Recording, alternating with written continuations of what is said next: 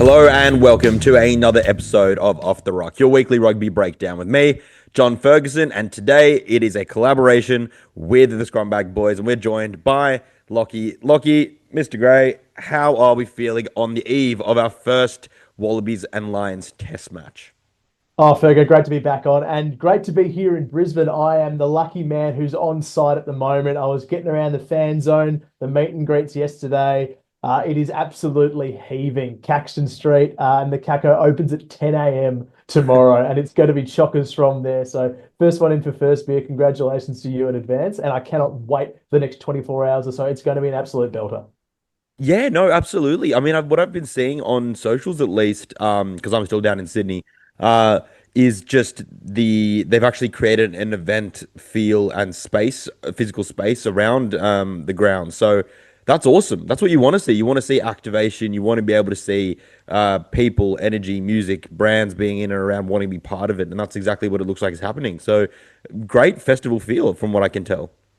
Oh, 100%. They set the bar really high with that fan zone in Adelaide. I think the Festival City did a great job in sort of getting us started on that trend. It's not just a game, it's more than the game. It's outside, it's having your beer, it's getting your merch, it's hearing the music and feeling like you're part of something. And it really does feel as though something big is happening, something big is coming. It's taken over entire Brisbane CBD. There are enormous inflatable lions and wallabies all over the shop. There's player meetings with the Lions on Friday, today and yesterday. Joseph Suaalii and a lot of the heavyweights were out in full force doing meet and greets around the city. So there's an energy that we haven't felt for a very long time on the ground in Australian rugby, and it's just so special to be a part of. I can't wait to see it boil over tomorrow when you're at the stadium at the precinct. They've got bars set up all outside. There's big activations for the kids. It's going to be a sea of red and gold, and we just got to find out which wave crashes on top. Oh man, I can't wait. It really is great. And for those only listening and for some of those watching, apologies. My throat has gone, my voice has gone a little bit due to a wedding last night. So hence I'm paying for that. But if you're wondering why I sound a bit like death, but shall we just crack straight on with the Wallabies team? Because that's what we're talking about. As a first test team to play the Wallabies, it's so exciting. What jumps out at you? And I can imagine where you're going to go with this first, but what jumps out at you first from Joe Smith's side? Oh, it's got to be the debutant and the starting debutant. To see Nick Champion de Crepney get a run on start in his debut against the Lions at six. What an honour. What a fantastic feather in the cap for a man who's been a bit of an Australian rugby journeyman to go abroad and come back via the Force and work his way back in his first season of Super. That is seriously impressive. So huge props to him. But the biggest talking point has got to be Tom Liner making his run-on debut in just, I believe, his fourth or fifth cap. I want to say fifth off the top of the head, and partners an unusual halfback, an unfamiliar halfback in Jake Gordon. It's not the Tate McDermott that many would have predicted to support Tom Liner. So I'm fascinated to get your takes on those two rookies. Yeah, no, absolutely. I think I'll go chronologically with you. I'll start with Nick Champion de Crepney. He is a line out pick. That's why he's there. We've heard Joe Schmidt before comment on how good he is at getting quickly up into the air. He's a taller player than Langy Gleeson. Obviously, we've heard that Gleeson is injured, actually, a hamstring, somewhat of a complaint. But nonetheless, he's a very good pick for that reason when it comes to set piece time. And we do actually have a taller pack than the Lions. Obviously, with a few inclusions, we'd probably be bigger, safely bigger, but I think we're just taller now with this back row, not necessarily bigger. And it is Nick Champion de Crepney is there because he's a work rate man and he's a workhorse, and everyone in that pack screams work rate and grunt and effort, and that's what you're going to get from Nick Champion de Crepney. And it's very defensively orientated. So Alan Altoa, James Slipper, Matt Fesler, Nick Frost, Jeremy Williams, none of those guys are missing tackles, and they all chop really low, and they're great. And then you've got a bigger body like Nick Champion de Crepney to be able to go a little bit higher if need be, and just wallop some blokes alongside Harry Wilson to then be able to give Fraser McRyan that first shot at the ball at the breakdown. So I think as a pack, it actually just fits really well in. And if it wasn't for de Crepney, I probably would have gone Hooper. But they've gone with a bit of an older, bigger body. And he's very vastly experienced. As you mentioned, you called him a journeyman. So I think that it all points to that. I need a bit of a brawler and I need his maturity right now. So I'm very happy. How do you feel like before I go on and talk about the backs and Tom Liner, how do you feel that back row is going to work together?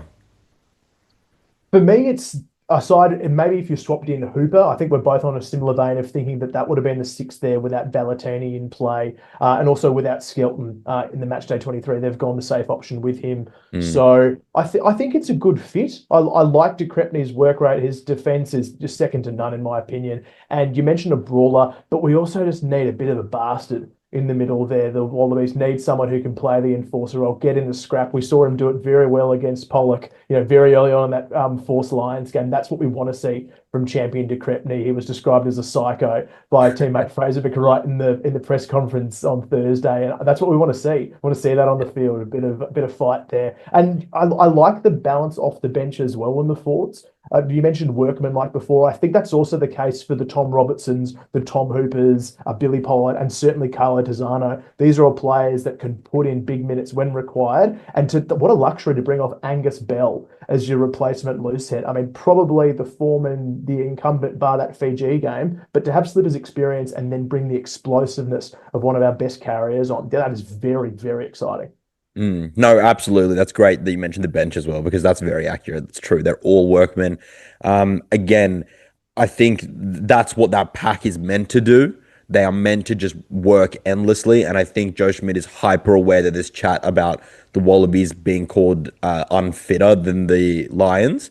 And there's a lot of chat about being said that they're not going to be match fit. They're not going to be able to keep up. And I think that Joe Schmidt's probably just picked a side that he knows that no matter who has to play 45, who has to play 60 minutes, who has to play 80, they're going to be able to go the distance, no questions asked, should they need to.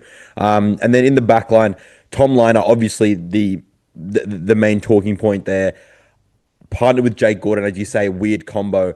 I am probably of the opinion that perhaps sometimes the familiarity of picking a younger person in such a crucial role like 10 with their preferred 9, when their 9 is someone like a captain like Tate McDermott is at the Reds, it might just unsettle his ability to command the team, because he may feel a little bit of it's too familiar with Tate McDermott there. And I think Jake Gordon's probably one of those leaders in the team that he and Tom Liner probably have mutual respect for each other, and so that partnership to begin such a huge energy and emotionally charged moment might just gel a little bit better together, because otherwise I don't see why you wouldn't just continue with Tate McDermott starting like he did last test. He's got that relationship with Liner, and obviously Gordon has that relationship with Donaldson. So that's the only reason why I can feel that he's gone that way. Obviously, it may just be because of the fact that Joe Schmidt loves that Jake Gordon's all-around game, his kicking, his passing, is just the best of the halfbacks, that he prefers it that way, that he wants his starter like that. But I feel like there's got to be some sort of other kind of compatibility question there. That's not off, just working in a different way. They maintain the centers, and I want to get your take on this, because I'm a little bit again. The Fijians weren't properly testing Suoli out, and I think a lot of chat was made about the Wallabies' defense, quite passive from a fair few people. So how do you think that perhaps they're going to work together, particularly in defense? Because we know that what Lenny Kitau and Joseph Akuso can do in attack, but in defense, maybe it's going to be a harder question to answer. And look, it's a question for Lenny Kitau. Ultimately, he's the senior man in that midfield relationship. Suoliti, while a superstar, is still very much a rookie, finding himself at outside centre, and how Len will be able to assist him and command those channels, whether they opt to give the lines a little bit more space and let them play out their shape before shutting them down, rather than trying to rush up. I just think they're going to have to give a little bit more time and be a little wary of that Huey Pilotu combination that the Lions are going to throw at them. That's very, very settled. I feel as though if there was a different combination, if Archie was with another centre like Hugh Jones, maybe they could have rushed to try and pressure, but I think they're just going to hold off a little bit. push early, take to some space, but then drift and see if they can't catch them sort of post shape. That's what I'm feeling. You're right, though. In attack, it is so exciting to see what Suoliti can do on the big stage. There is so much expectation. I don't think there's ever been expectation on a rookie like this since, well, the last Suoliti, Izzy Folau. So Mm. many parallels to draw there. And what an amazing coincidence that it happens to be in a Lions test in Brisbane to start it off. It's just going to be just cinematic. Yeah, crazy that it's sort of repeating itself in such a close way, parallels being drawn. Onto the wings, Max Jorgensen and Harry Potter retain their spots. I was surprised by this because I thought that he might go with a bigger winger in Peach, especially after he had such a great game against the Lions in Perth for the Western Force. Um, but nonetheless, what these two have over the Lions wingers is pace, and we've talked about that before. So I can expect probably Jorgensen going to continue with a little bit of a chip game, a little bit of a grubber game, should he get into those wider channels and feel isolated, turning Lions around. Uh, Territory again, and I think Harry Potter probably will look to get involved a little bit more this time. He was very good on the wing, but I think that's where he stayed. He probably will get involved a little bit more this time around. How are you seeing this wing battle and also selection play out? I'm going to find the battle between Jorgensen and his opposite James Lowe really interesting. Very Mm, different styles of wingers. Lowe, a absolutely. huge body, a massive left boot. Jorgensen, more of your skillful, quick player. So whether Jorgensen can contain Lowe defensively is going to be massive. And just his backfield play, is he going to be alert for that James Lowe banana to try and catch him out of position? So huge responsibility then on Tom Wright as well to marshal Jorgensen and Potter. But I like that we're going for speed. I think that's something that we've got in, clear streets ahead of what the Lions can offer. And if Mm, there's, half a spare meter for Jorgensen or Potter to work around the opposite, they will take it. They've got that kind of gas. So mm, there's a clear style difference there. And I think you're right about letting Jorgensen play his little kick game, not Potter's natural game, though. I think we saw against Fiji that it let him down in a couple of key moments where he could have yep. tucked it and gone. I would Mm, very much like to see Potter keep ball in hand and use his skill in contact, just separating defenders from himself and from his legs. He's so good at creating extra space on the bump. So mm. I look forward to seeing that back three in action as well. Yeah, no, absolutely. And I think to round out that back three and also the entire side, Tom Wright, looking for a big performance from him. He obviously is the number 115, carrying Andrew Callaway as the number 23 replacement and can play anywhere from 13 all the way on either wings and fullback. Really safe, strong move from him. Puts a bit of confidence in Callaway, of course, for Joe Schmidt to select him, as opposed to a Filippo Nangunu or a Peach or someone else, or perhaps even Donaldson in the 23 jersey and someone else like a James O'Connor in the 22 jersey. So uh, it, I just need Tom Wright to be territorially and aerially perfect. If he doesn't run the ball a lot and he doesn't break that way, I don't think the Wallabies are going to suffer too much, but really need him to nail that back three communication and just not let anything get past him, nor let any balls hit the deck. He really needs to be safe as houses under that high ball. Yeah, I totally agree. And it sounds strange, but it's nice to see us pick a natural fullback in the first test of a Lions series. You rewind to 2013 and the Wallabies put Berrick Barnes in there, Yeah. which was out of his usual 10-12 channel. And we saw what that wrought, poor positional play in defense, poor kicks. George North tore him apart. It's Mm, 12 years ago, but the lessons are still learnt today, and they've gone with a natural fullback and the most experienced fullback currently in the mix, who is Tom Wright. I'm still a little worried as we round out of this Wallabies team about the cover at 12. That does mm, concern me that Len Ikitau, who's still finding his feet as a sort of out half, and Joseph Akusa Suoliti rather. If Len Ikitau goes down, there's massive problems with that mm. midfield, and there's Yep. already some problems with the inexperience. So Mm, who shifts to 12 there? I wonder whether James O'Connor was considered to be mm, that man that covers 10 and 12 with Kellaway the rest. It seems like a little bit of a double up with Donaldson and Kellaway covering mostly fullback. There's plenty of wing coverage mm. with Suoliti and Wright who can both slip out. So 12 for me is the massive factor. If Len goes down in this team, there are massive, massive concerns for how the Wallabies click both sides of the ball. Yep. No, absolutely. I can't agree more. And I think having someone like an Owen Farrell or James O'Connor, who are of that older mold, who have throughout their entire careers played 10 and 12, is such a rare commodity in the newer generation. And it is a really, really good draw card to have should you get an injury there close to the number 10. So it'll be interesting to see. Hopefully, everyone, touch wood, everyone stays healthy and then we play the full game with everyone, with all the 23 and all the 15. But nevertheless, these are the kind of conversations that you need to have around the selection table, and obviously that we want to entertain here. And anyone, feel free to comment in the comment section if what you guys would have done, because it's really interesting to hear from any of the listeners that love their rugby. If we head on over to the Lions briefly, tell me about what stood out to you about them, because we won't go in as depth detail, but tell me what you like and what kind of worries you from a Wallabies perspective. From the forwards, it's a really simple breakdown for me, Fergo. I love the tight five options, and I'm so surprised at the back row options that the Lions have gone with to start. Tide Burn, who's seemed to battle form, so is Tom Curry. Jack Conan is an excellent workhorse. But I am far more, as an Australian fan, afraid of the threats offered by Ben Earl, Jack Morgan, Henry Pollock, and Josh Van der Fleer. I'm honestly astounded that they haven't found space for Morgan, Van der Fleer, or Pollock, and that Earl is coming off the bench. I think he's been their best performing back rower, Benny Earl, and just not see Jack Morgan in there at all floored me. Honestly, mate, the tight five is super solid and super strong, but I feel there's a clear advantage Wallabies as far as the Lucies are concerned so far. Would you agree?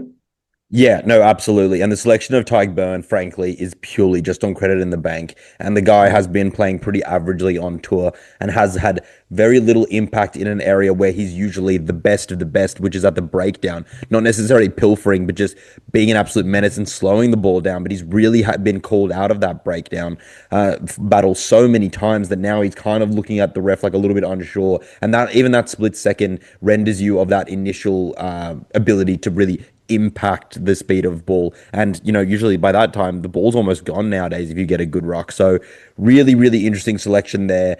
You're right. This back row doesn't terrify me. The height that they have is helped, obviously, because Ty Burn is a very good line-out operator. Curry's a bit taller as well, and Jack Conan. So they do have a lot of options there. But I think punch for punch, I think we actually still have a better back row. Combination to get how they're going to work together and based on form. These are obviously elite, world class players, and De Crepini's only a debutant, so not saying that they're like that he's a better player outright, but form wise, I think that battle is going to be really interesting on the tight five. I'm glad they went. I'm not glad, but McCarthy was who I thought they were going to go with, and that is a great combo with Itoje. I am still of the opinion the Furlong is probably the weakest link in this pack from when it comes to set piece time. Not because he's a bad player, just because he's obviously been coming back from injury and has not had the greatest of great form as we used to him having for himself at this kind of standard. So I think that our loosehead props in Angus Bell and James Slipper. James Slipper, of course, on first, and then Angus Bell coming off the pine. They have an opportunity there to really attack Furlong, particularly at scrum time. Genge is a very strong scrummager, but I think Alan Altoa can handle him. We'll see how Robertson goes. Obviously, I think he prefers to play loose head. And I think he played loose head there for, did he play tie headed for the Western Force? Or it was Ollie Hoskins? Yeah, exactly. So I see an opportunity there, and they don't have as many, they have breakdown slowing threats, not necessarily pilferers. I know that Tom Curry's there, obviously, but you're right. Jack Morgan, Josh Van der Fleer, sorry, definitely would have been more terrifying to see. So I'm thankful that the Farrell's gone that way. In the back line, a lot more Scotsmen, and it's interesting to see how the Irish core is not as Irish as we may have thought it have been. What do you reckon about this back line? Because on paper, it looks slick as hell. Yeah, I'm concerned about that Russell to Huey Pilotu axis. It worked very well against Australia outright on the last spring tour. I thought Finn Russell was streets ahead of any other player on that field, and we saw the damage that Tui Pilotu did in tight as well. That combination is about as slick as it gets. I think Surprisingly, the weakest point for me is at fullback. I don't think Hugo Keenan's quite found form yet on tour, and I would have been more concerned about the Russell combination with Kinghorn if he was Mm. available. But yeah, Keenan's a classy operator. It's a Great safe bet fullback. at the back, a great fullback. So potentially, where can you find a weakness in this side? For me, it's still the pace. It's the pace of the wingers. Freeman, a big body, great in the air. Low, a big body, great in the air, big boots, but not the toes. So that's the Mm. only chink I can see in this armor so far. Because again, with Gibson Park steering and running that cutter to Russell, this is about as perfect a backline as you can pick with the players available to them. Yeah, absolutely. And to be fair, this backline terrifies me. Not because I think player for player they're better, but in the halves they are outright better. Elsewhere, you could make an argument and you could have a discussion about them each one head to head. But um, yeah, Gibson Park is just such an elite operator, great kicker of the ball, and the amount of time and width he buys the players in and around the ruck is really going to be something that's going to test the Wallabies' defensive structures because they don't get off the line as quick as other players. If he's able to get lightning quick ball and he's able to dish that out wide, our fold is going to struggle. And although our connected line speed is a defensive type that style that works quite well when you have fewer numbers because you're shepherding and jockeying. Nonetheless, if you've got Hugh Jones running the angles that he can run, and particularly a powerful winger like James Lowe coming from outside in like he did against I can't remember, I think it was the Brumbies actually. It's a worrying thought that could have some very real ramifications for the Wallabies. Hugh Jones, Tuipolo, and obviously Finn Russell is a huge part of that as well because he can change the direction of attack at the drop of a hat. And we saw that the Fijians got a lot of pay out of that when they decided to not necessarily do it because they were thinking to do it, but they did it, and nonetheless they got pay out of it. So very worrying that halves combo is elite, and it's just awesome, like great form and great players. Tuipulotu and Jones, I am actually not as concerned about this attacking threat together, and nor defensively, but individually, because I think that Ikitau and Suli has their number physically, but God, their combination and Tuipulotu's ability to put Jones through holes, that frightens me around Suli. How do you see that matchup going on?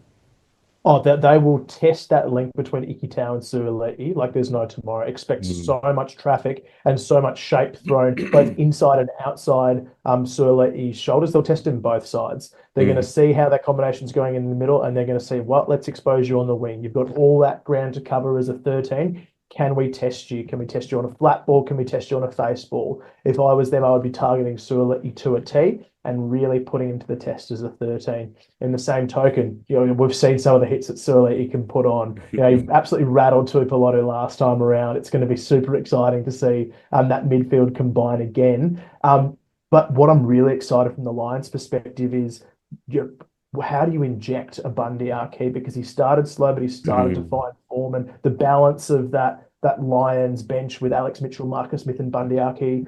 I truly thought that they'd find a space for Owen Farrell and opt for a wing, maybe a fullback cover. But that means that you've picked Archie. He will get a run in that midfield late in the game, and it's going to be scary. Yeah, no, absolutely. He is a gain line meter eater more so than Tuipulotu. Tuipulotu has a very quick feet, very good acceleration. Bundy Aki is that bouldering man, so that is definitely a gain line worry for the Wallabies late game. Keenan back three looks solid. I think you've finished. I think you've touched on what they will bring. I do think though that putting Keenan under as much pressure as you mentioned, I think that's going to be like if the Wallabies are going to try to look for a contestable kicking game, that's who you need to be kicking to. Not because he's the worst, he's actually great. He's just the least physical specimen of them all. So I think you got to pick someone to kick to. So if you're going to do contestables on the bench, Stewart has earned that spot. Porter, obvious choice, and Kelleher, the obvious choice as well, with Luke Cowan-Dickie unfortunately being injured and ruled out for this one. HIA, etc. So we wish him a quick recovery. And then Chessum and Earl, great bench option. I think Chesham can feel kind of hard done by here by not getting a start over Burn. I thought he was. I think he's been very impressive, and I would have been. He's an aggressive dude, and in the tackle, and I think I would have been more worried having him there. Mitchell, Smith, and Archie on the bench makes all logical sense. I think the bench is deeper than ours, but I also think that it's not overtly better than the Wallabies bench. So I think that it's not going to be a massive difference if there was to be some sort of drop off in the second half from the Wallabies from a depth perspective. I think we actually look pretty good. So it's very exciting, very exciting. Where do you see this game? Like where do you see this game playing out? Like what is going to be the tactical hallmarks of this one? Just to wrap up. Well, I mean, the tight five and the options that the British and Irish Lions are bringing off the bench show that they're going to play direct, they're going to play physical and in tight, try and draw in the Wallabies, and then pin with kicking. You don't pick a team of Lowe, Russell, Gibson Park if you're not going to try and pin corners and back your set piece to create pressure and turnover. So I think we're going to see a lot of strong carries. We know how strong they are in broken play, but for me, this isn't the best broken play Lions side they can put together. So I'm expecting more of a traditional, not quite 10-man rugby, but still very abrasive and trying to earn their right to go wide. Conversely, from the Wallabies, with the back row options that they've picked, Tizano coming off the bench, McWright there with De Crepney, you've picked a unit along with Fazler as a fetching hooker. You've picked a unit that will hunt that ball hard. We saw that the Waratahs and the Brumbies have shown that if you disrupt ruck ball, you can slow this team down and rob them of their quick play. So I think that's exactly what they're going to go after. We're going to have contrasting styles. The Aussies trying to shut down defensively and play a little wider to their wingers. The Lions looking to go more direct. As for a result, you're going to have to get us started, mate, because I cannot split this hair right now. Yeah, I mean, brave people have made predictions one way or the other, and I think that's going to really difficult thing to do. I'm gonna say that although with all my heart I want us to win, the Wallabies to win, I just think that the cohesion the Lions have built and this slight edge on class that they have across the park, I think it'll just get from 1 to 23, we'll get them over the line. But I'm seeing this as being no more than 12 points. Like the Wallabies are not going to stop working, so I don't think there's going to be any lack of effort that's going to somehow result in some sort of blowout. And as you say, they've picked a very, very strong bench pack to go hunting for that ball. So they will do all they can to really disrupt that. So I'm going to say that the Lions by 10. Unfortunately, I don't like saying it. It sounds kind of gross coming out of my mouth, but gotta on this channel we try to give objective analysis as much as we are very, very fanatical Wallabies fans and different Super Rugby franchise fans. What about you, mate? How are you seeing this game playing out for your prediction? Well, Fergo, that's what we differ. You're analytical, you buy the book, you know what you're talking about. At Scrumbags, we put all faith in blind faith. And I strongly believe that after dropping the ball twice in Brisbane on the past two tours, this is the game that the Wallabies must win. We saw how much it took out of them to turn things around in 2013. We saw how shocked the world champion side were in 2001 when they got caught with their pants down at the Gabba. This is the game that Joe Schmidt's team has to win to reclaim that momentum and show up. So I'm going to call it Wallabies by 4, and I'm going to call this a bit of a Tom Liner legacy game. It's so much responsibility to put on the shoulders of a young man, but he has just this unflappable air about him that we haven't seen in a Wallaby 10 since, I don't want to compare to like 2015 Foley, but like it's that level of composure. And it's so unusual to see in a young playmaker. So I'm very much looking forward to that. And it's going to come down to goal kicks. So Wallabies by 4. Like father, like son, Tom Liner from Michael Liner. I like it. I like it. It's a good storyline. And I think that whatever we see in this game, we are going to see players rise, and we're going to see some players fall, and that'll have a fallout as well, leading into the subsequent 2 tests. But we are just raring to go. Obviously, a little bit late on this preview. Nonetheless, we had to get it to you for all the reasons that we love rugby for. So thank you very much for joining me today, Lachie. Go well. You'll be there at the game, so enjoy the atmosphere. To the rest of you guys that are watching and listening, Enjoy it at the pub, enjoy it at the ground, enjoy it in front of your TV screen with a lot of cold beers, some soft drinks, and some good food. But please, everyone, love your rugby. Like, subscribe here, and obviously for Scrumbags across on their socials on Instagram, and you can find them on all their pod platforms where you like to listen to your podcasts. So until next time, Lachie, thank you very much. Thank you, mate. Go the Wallabies.